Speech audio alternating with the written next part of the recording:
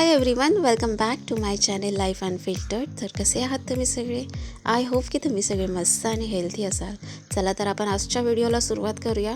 छान अशी मस्त गुड मॉर्निंग झाली होती आणि ऊन पडलं होतं. तुम्हाला दिसत असेल हे बघा केवढं ऊन पडलं आहे. दरवाजा खोलल्यावरतीच असा प्रकाश आला ना एकदम. आणि म्हटलं चला आज मस्तपैकी वातावरण पण छान होतं. पाऊस इतका नव्हता, पण मधीच जर पाऊस आला ना जोरात तर इतका भयंकर जोरात पडायचा, एकसर एवढी जोरात पडायची आणि मग नंतर शांत, मग परत ऊन.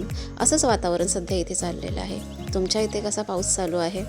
आणि मग छानपैकी म्हटलं आज बऱ्याच दिवसानंतर परत हेअर वॉश केले, कारण कसं आहे ना पोरांच्या ह्याच्यात ना स्वतःकडे लक्ष द्यायला ना भेटतच नाही. आणि जरी आपण स्वतःकडे लक्ष द्यायला लागलो ना, स्वतःसाठी आपण काहीतरी पॅम्परिंग करायला गेलो तर मग थोडंसं गिल्ट पण वाटतं, आपण पोरांकडे लक्ष देत नाही, हे असं होतं.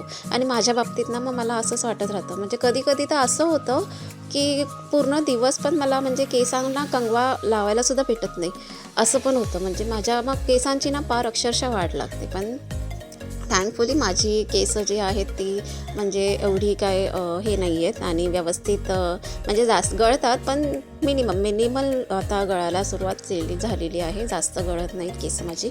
सो कसं आहे ना, आणि डिलिव्हरीनंतर तर खूपच प्रॉब्लेम झालेला, इश्यू झालेला. त्यात सेकंड डिलिव्हरीनंतर केसांचा खूपच इश्यू होत होता मला.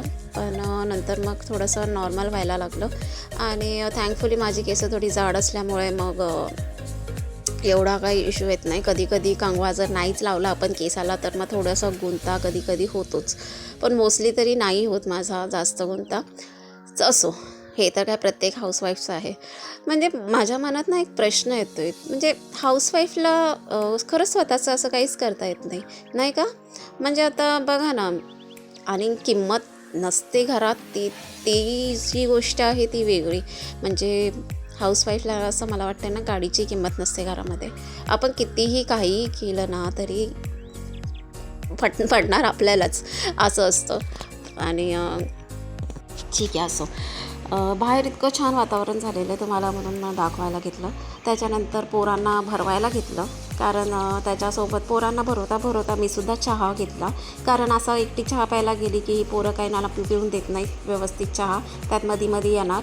आणि असं करताना ना माझे 2-3 कप पण असेच फुटले आहेत. मग त्यांना भरवता मी पण सुरुवात केली चहाला. आणि इथं मी इडलीसाठी पीठ फर्मेंट करायला ठेवलं होतं रात्री. सो ते पण पीठ पण खूप छान मस्त फर्मेंट झालेलं. आज विचार केलेला की मी इडल्या करीन, कारण रोज काय बनवायचं ना हा मोठा प्रश्न पडत असतो. आणि आता जो लास्ट सेकंड म्हणजे 2 वीक जे होते ना, त्यात आम्ही तिघं पण आजारी असल्यामुळे ना म्हणजे तोंडाला अशी काही चवच राहिली नव्हती. आणि मग ते जेवण तेच खाऊन ना कंटाळा आलेला खूप. तर म्हटलं काहीतरी बनवूया, असं इडली, डोसा, मेदूवडा काहीतरी करूया. सो म्हटलं चला आज इडलीच करूया आणि संध्याकाळी जर उरलंच त्याचं पीठ तर डोसेही होतील. म्हणजे एकदाच सगळं होऊन जाईल, इडली पण होईल आणि डोसेही होतील. तर मस्त पीठचं छान फर्मेंट झालं होतं, त्यालाच मिक्स करायला घेतलं आणि सुरुवात केली. मग म्हटलं इडल्या, जिजा पण लगेच खुश झाली खूप इडल्या करायला घेतल्या म्हणून.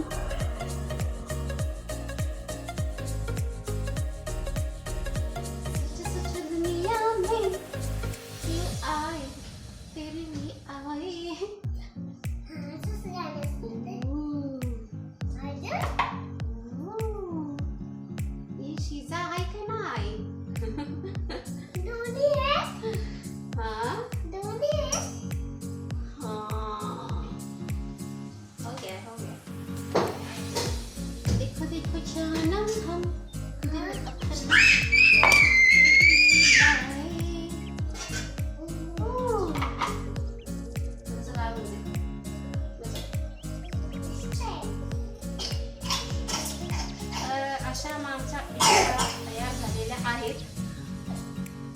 आणि एक साईडला माझा सांबारही रेडी झालेला होता आणि चटणीही मी वाटून ठेवली होती. खोबऱ्याची चटणी इडलीसोबतच खातात ती. आणि मस्तपैकी सांबारलाही उकळी आलेली. त्याच्यानंतर गरमागरम मस्त जिजायला आधी गरम जेव्हा काढल्या तेव्हाच या दोघांनी लगेच खायला सुरुवात केली. आणि छान मस्त झाल्या होत्या इडल्या. आणि मला ना खूप सवय आहे, तर जेवण करताना ना गाणी ऐकून करायची, नाहीतर काहीतरी स्वतःच गाणं गायचं. म्हणून मधला मी व्हॉइस ओव्हर कट केला नव्हता, सो तुम्हाला ऐकलं. एवढा काही माझा आवाज काही छान नाही आहे, बट मी गाणं गात गात जेवण बनवत असते. त्याच्यानंतर इडली झाल्यानंतर हा भांड्यांचा पसारा, सकाळपासूनच एवढी भांडी पडलेली. नाश्ता म्हणजे चहाची ह्याची त्याची सगळं पडलेलं, आणि वरून इथं ओट्यावर जी भांडी दिसत आहेत प्लस ती भांडी. म्हणजे आपण करायला ना 2 दिवस लागतात प्रिपरेशन, आणि त्याच्यानंतर खायला फक्त 2 मिनटं, नाही का? तर आजचा हा व्लॉग इतकाच. भेटूया आपण एका नवीन व्लॉगमध्ये. तोपर्यंत सर्वांनी काळजी घ्या. बाय.